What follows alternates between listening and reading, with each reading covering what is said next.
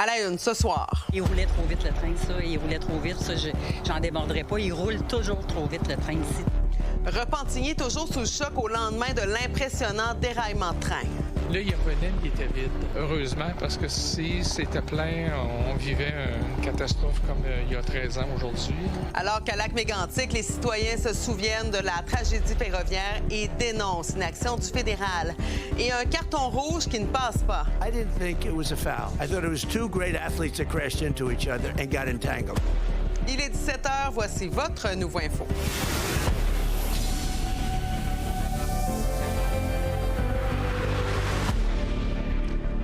Bon lundi tout le monde. C'est toujours l'onde de choc à Repentigny 24 heures après le déraillement d'un train. Regardez maintenant ces images impressionnantes du haut des airs. On voit 46 wagons au total qui se sont vraiment retrouvés dans tous les sens et tout ça à proximité de maisons de citoyens, de leur cour arrière. Le moins qu'on puisse dire, c'est qu'on y a échappé belle.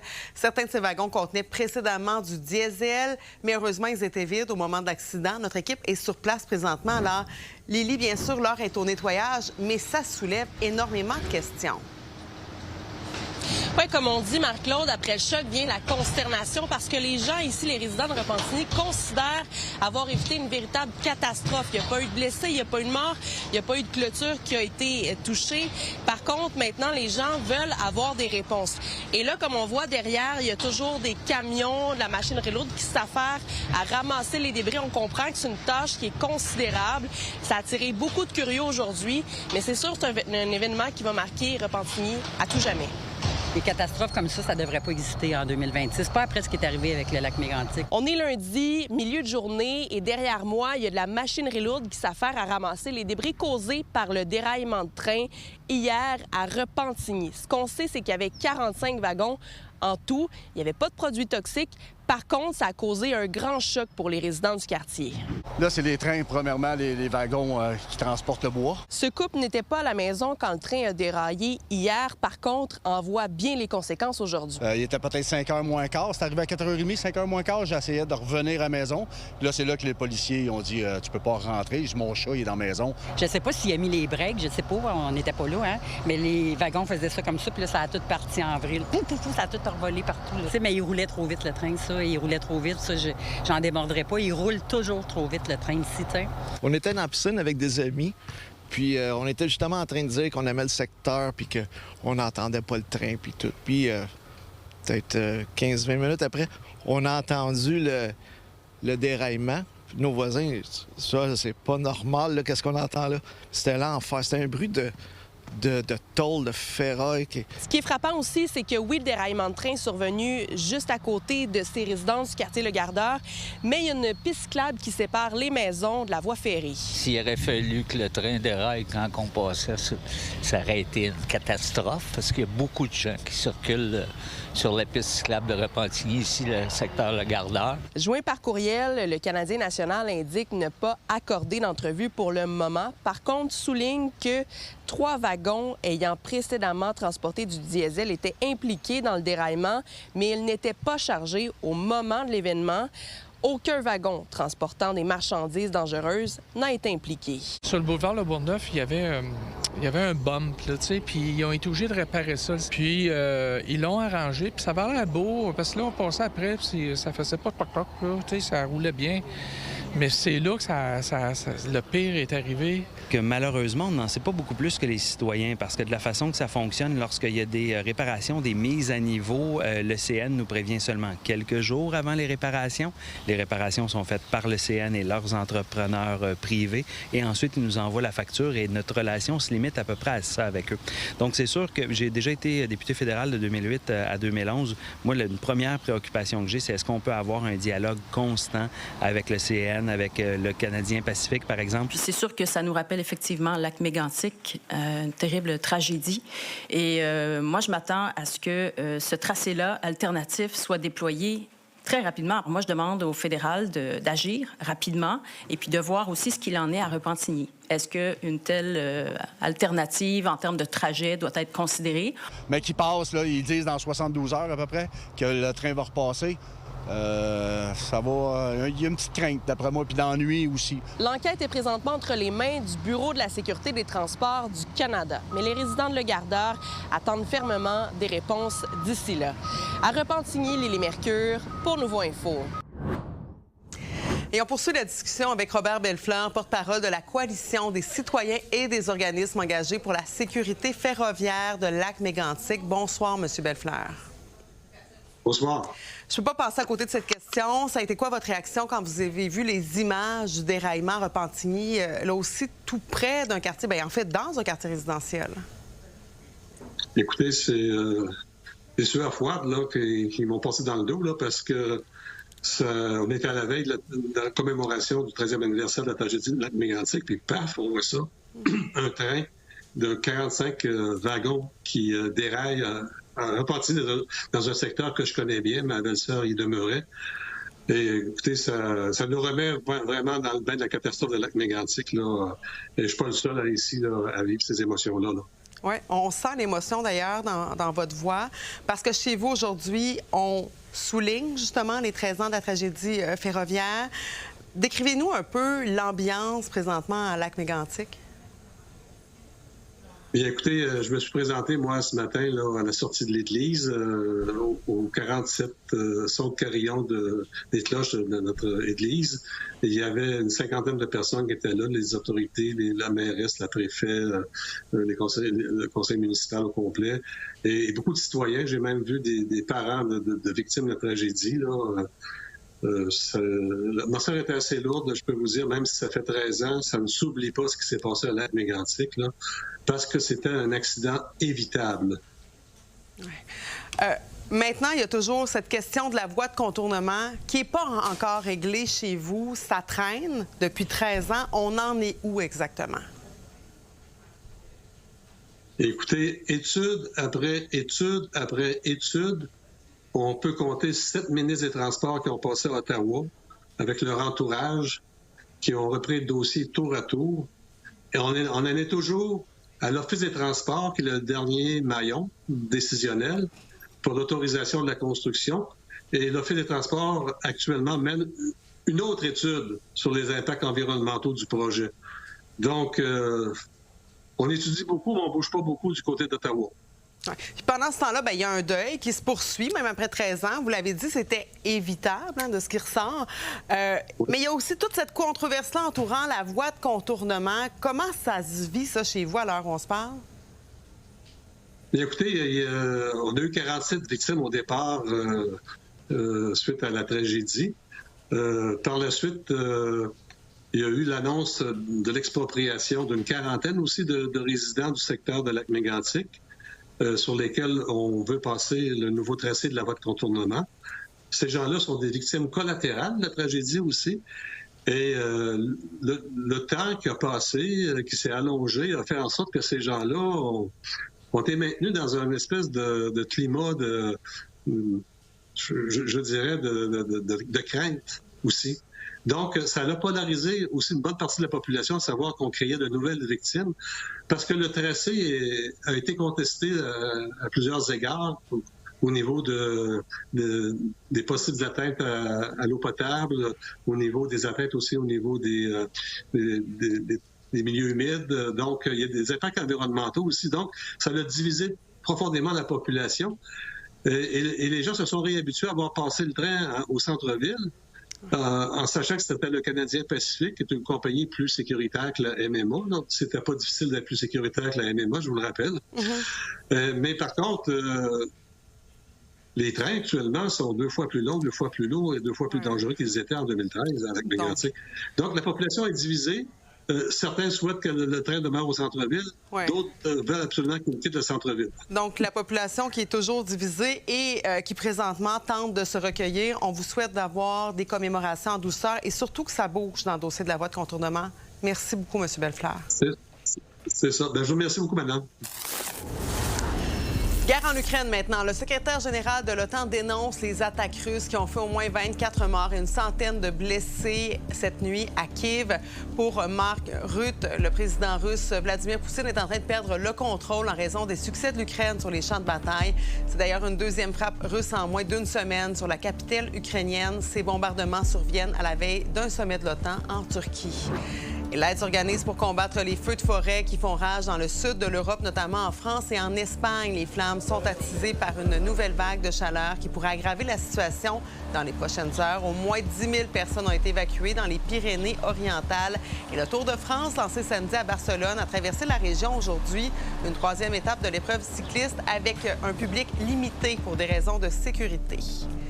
Coupe du monde de soccer, Donald Trump défie les arbitres et tente de faire changer les règles du jeu. Tous les détails plus tard dans le bulletin. Ça a été un week-end difficile. Il y a 2 jeunes hommes qui ont été retrouvés sans vie dans le canal Lachine dans la nuit de samedi à dimanche. Ça porte le bilan des noyades à 25 cette année dans la province. Et même si la tendance est à la baisse, bien sûr, chaque noyade est une de trop et plusieurs voix s'élèvent pour demander davantage de prévention. Elliott Tremblay. C'est ici que ça s'est passé, dans le canal Lachine, aux abords du parc René-Lévesque.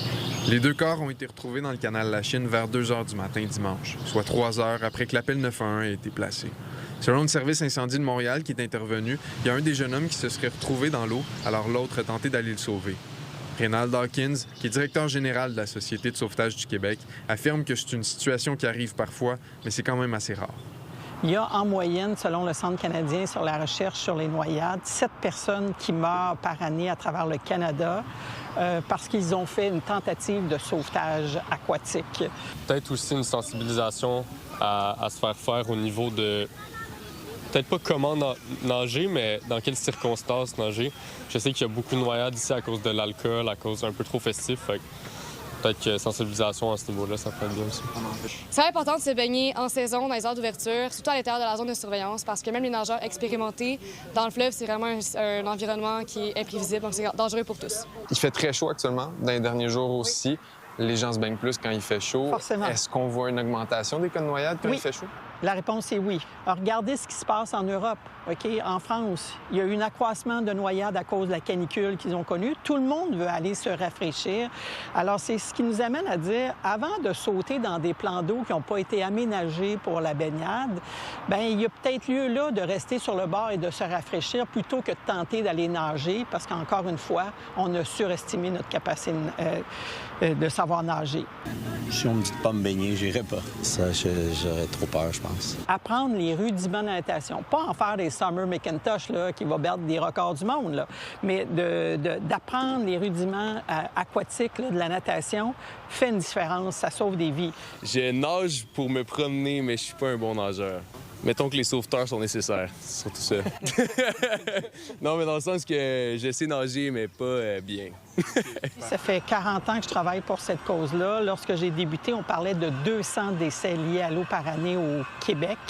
Et maintenant, on parle d'une moyenne de 60. On n'a pas énormément de détails concernant l'événement tragique de samedi dernier. Tout ce qu'on sait, c'est qu'il y a une enquête en cours et qu'il y a un appel 911 qui a été placé. Donc forcément, éventuellement, on va avoir plus de détails à ce niveau-là. À Montréal, Elliott Tremblay pour Nouveau Info. Parlons maintenant des tribunaux spécialisés en matière de violences conjugales et sexuelles qui couvrent maintenant l'ensemble du territoire québécois. Le 36e et dernier d'entre eux a été annoncé à Longueuil aujourd'hui. Ce sont des instances qui permettent, entre autres, l'ajout de personnel supplémentaire et de nouvelles salles de témoignage.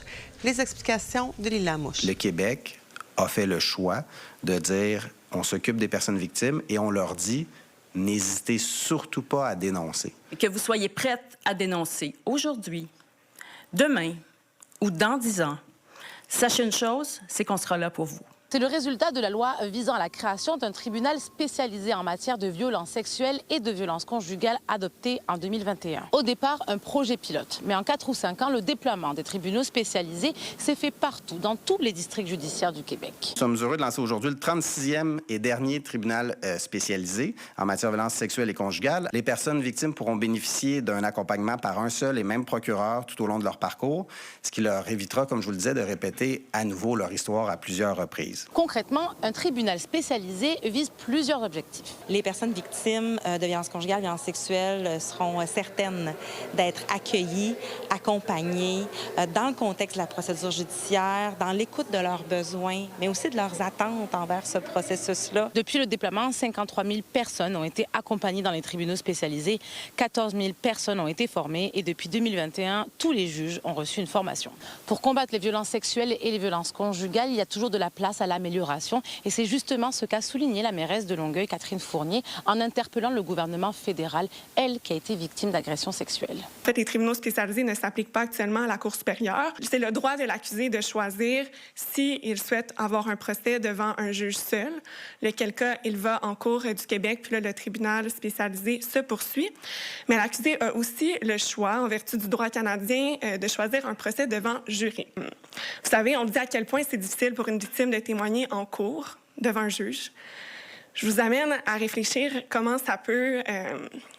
les personnes victimes peuvent se sentir de devoir témoigner devant 12 personnes. Est-ce qu'il faudrait aussi maintenant que le fédéral regarde auprès de ces tribunaux ce qui est aussi capable d'être fait? Oui, il faut poursuivre ça. Il faut vraiment poursuivre cette idée, ce changement de culture où on ne regarde plus notre système de justice en fonction de la personne auteur. Je ne suis pas en train de dire que cette personne-là ne doit pas avoir de droit, bien au contraire, mais il faut vraiment toujours avoir en parallèle cette personne victime qui n'a pas demandé les événements, qui n'a pas demandé à vivre tout ça. Il faut prendre en compte ses intérêts, ses besoins et regarder tout ce qui peut être fait pour diminuer les obstacles de ces personnes victimes. En fait, nous, c'est sûr que les CAVAC accompagnent les personnes victimes, que ce soit devant juge seul ou devant jury, constamment. Maintenant, les règles peuvent effectivement changer et c'est là où la machine doit suivre. D'après le ministre de la Justice, seulement 5 % des victimes portent plainte. Alors, pour qu'il y ait un changement, il faut qu'il y ait un changement de culture. Et d'ailleurs, ce projet de tribunaux spécialisés est une première mondiale. Le Québec pourrait inspirer le reste du monde. À Longueuil, Lila Mouche pour Nouveau Info.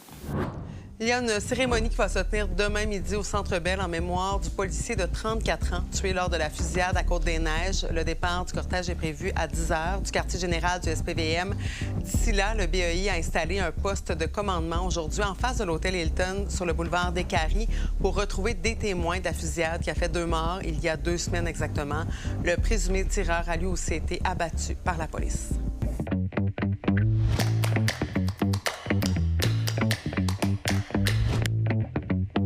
Salut Alain. Salut Marie-Claude. Alors, on commence en parlant de cet important contrat. Ottawa qui choisit donc le consortium germano-norvégien TKMS pour construire 12 sous-marins, renouveler la flotte de l'armée canadienne. Alors, Alain, c'est un très, très important contrat, là. Oui, c'est un très gros contrat. C'est peut-être le plus gros dans l'histoire du pays pour l'approvisionnement en défense, en sécurité. Ça a été une décision qui semble avoir été très difficile parce que le Canada négocie avec 2 consortiums. Donc, tu l'as nommé, germano-norvégien, qui aurait gagné cet appel d'offres. Mais il y avait aussi une compagnie sud-coréenne qui était là. Et le premier s'est expliqué, il y avait des objectifs clairs, il voulait des retombées économiques. Et déjà, là, on sait qu'il y a des ententes là, qui ont été signées déjà avec au moins 2 entreprises, dont une à Montréal en intelligence artificielle et l'entreprise CAE qui utilise des simulateurs. Là. Bon, le contrat qui n'est pas encore tout à fait signé avec le consortium de l'Allemagne et de la Norvège, parce qu'il faut, comme tu dis, s'entendre sur d'importantes conditions. J'entendais Mark Carney qui disait on ne veut pas être juste un client, hein, on veut être un partenaire, on veut être un acteur important pour la défense. Oui, tout à fait. Puis c'est bien que tu le soulignes. Là. Donc, pendant la période de 1 an, il y aura des négociations. Le Canada a fait le choix de choisir le partenaire avec qui il voulait négocier. Et advenant le cas que les négociations ne sont pas à la hauteur de ce que souhaite avoir le Canada, Mark Carney irait au 2e soumissionnaire par la suite, donc avec les Sud-Coréens. Donc, ça met quand même une pression. Mais, je trouve que ça ressemble un peu à ce que Donald Trump fait au Canada dans les négociations où il essaye d'être celui qui a quelque chose à offrir et qui est capable de donner un contrat. Mark Carney utilise un peu la même technique, donc il met de la pression sur la compagnie pour que le Canada puisse tirer profit de milliards d'investissements, mais surtout de plusieurs emplois. On parle de 22 000 emplois par année au pays pendant toute la durée du contrat. Peut-être à la différence de Donald Trump, par contre, Mark Carney veut vraiment tisser des liens et visiblement renforcer son partenariat avec l'Europe, là. Tout à fait. Puis c'est pas pour rien qu'il s'en va à l'OTAN. Il veut tisser des liens, il veut montrer aux Européens que le Canada est important. Il a atteint le 2 du PIB dans les achats en défense et en sécurité. Il s'est déjà engagé à atteindre le 5 mais il y a surtout la Banque de la défense que le Canada a obtenue. Donc Mark Carney veut vraiment montrer qu'il est un joueur important et qu'il est un allié des Américains, contrairement, je dirais, à la façon que Donald Trump, comme tu le soulignais, se comporte avec ses supposés, je mets ça entre guillemets, alliés. Oui. On s'attend à ce qu'on jase de l'Ukraine pendant ce sommet-là? Oui, tout à fait. Je pense que ça va être l'enjeu numéro 1 parce que, justement, Donald Trump met de la pression sur l'OTAN. Il dit qu'il veut retirer ses soldats. On parle de plus de 70 000 soldats américains. Et en même temps, les Américains, c'est la puissance militaire au pays. S'ils devaient se retirer, ça veut dire que l'OTAN, l'Europe et le Canada vont devoir mettre les bouchées doubles pour protéger l'Ukraine. Merci beaucoup, Alain. À demain. Ça fait plaisir. Bonne fin de journée. Well, I did. I asked for a review because I didn't think it was a foul. Trump a réussi à faire annuler la suspension d'un joueur étoile des États-Unis et ça fait réagir. Les gars, ça y est, c'est la fin du foot. C'est tout simplement incroyable. Mercredi, l'attaquant Folarin Bulagun reçoit un carton rouge durant son match contre la Bosnie-Herzégovine. Il est donc normalement suspendu pour son prochain match contre la Belgique en 8e de finale. Sauf que le président des États-Unis a appelé ouvertement le président de la FIFA, Gianni Infantino, pour lui demander de réévaluer la décision. And that wasn't a foul. That wasn't even an infraction. That was two guys running full speed that happened to crash into each other. Résultat, la commission de discipline de la FIFA a annoncé dimanche qu'ils allaient modifier la sanction pour le joueur étoile. Il pourra donc jouer le match de lundi avec un carton rouge en sursis. Et évidemment, tout ça, ça fait réagir. La Fédération belge de soccer conteste la décision et l'Union des associations européennes de football disent que la FIFA a franchi une ligne rouge. Si réellement il a suffi de quelques coups de téléphone perdus pour pouvoir obtenir une décision aussi incompréhensible de la part de la FIFA, alors ça pose de sérieuses questions, ça remet en cause les fondamentaux les plus basiques du football et du sport. Et malgré les nombreuses réactions, plusieurs sont sceptiques qu'il y ait des changements, surtout avec l'amitié assez ouverte entre Donald Trump et Gianni Infantino. D'ailleurs, on va revenir là-dessus à 22h. Par ailleurs, l'astronaute Jeremy Hansen quitte l'Agence spatiale canadienne. Il était l'un des 4 membres de l'équipage de la mission Artemis 2 qui a effectué un voyage historique autour de la Lune au début de l'année. Jeremy Hansen, 50 ans, compte se consacrer à de nouvelles avenues professionnelles à compter du mois de septembre. Voilà, c'est complet pour ce bulletin. À 22h, on va revenir sur cet important contrat pour renouveler la flotte de sous-marins canadiens. À tantôt, tout le monde.